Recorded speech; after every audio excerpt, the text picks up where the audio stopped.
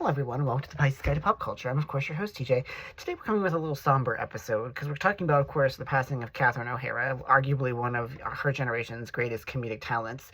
For those of us who are, Gen X or elder millennials, we're familiar with her as Kate McAllister from Home Alone, but also more recently, of course, she was Moira Rose in Schitt's Creek, and so she's definitely left an impression and left so much of a comedic legacy that it's impossible to overstate just how hilarious and wonderful she was. But I want to talk today, as have others, about how great she was at inhabiting mother figures, whether it was Kate McAllister, whether it's in Beetlejuice, whether it's in, obviously, as Moira. She's kind of mother we all kind of want. Daffy, yes, sometimes, emotionally volatile, yes, but still loving. I think that I still get choked up at the end of Home Alone, and lesser extent Home Alone 2, when when Kate reunites with Kevin.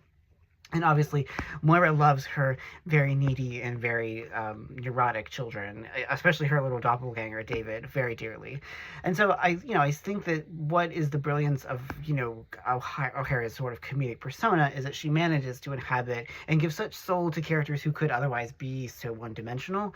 I mean, Kate is obviously kind of, not great to Kevin, but, there's layers to that character. And Moira obviously is Moira. I don't think there has ever been a TV character quite like Moira Rose, but she could have been nothing but a figure of fun or just ridiculousness or a stereotype. But thanks to O'Hara's sort of nuanced, textured, and really emotionally authentic performance, she becomes something else. And that despite her larger than lifeness, despite the fact that she is quite sometimes sublimely ridiculous, she genuinely loves her family. She genuinely loves her husband. She genuinely loves her children and does everything she can for them. And if when she officiates David's wedding to Patrick at the end, it is truly a testament to how much she cares about David and wants him to be happy.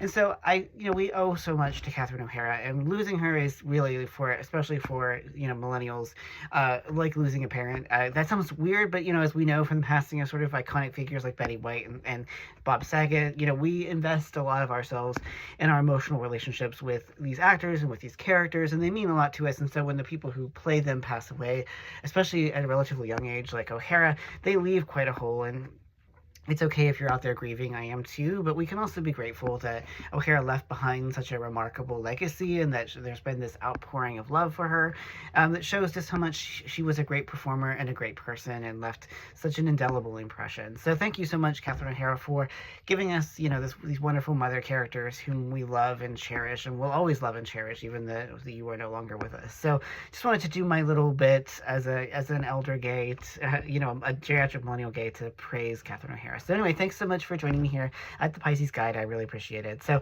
anyway, have a great evening and take care, y'all.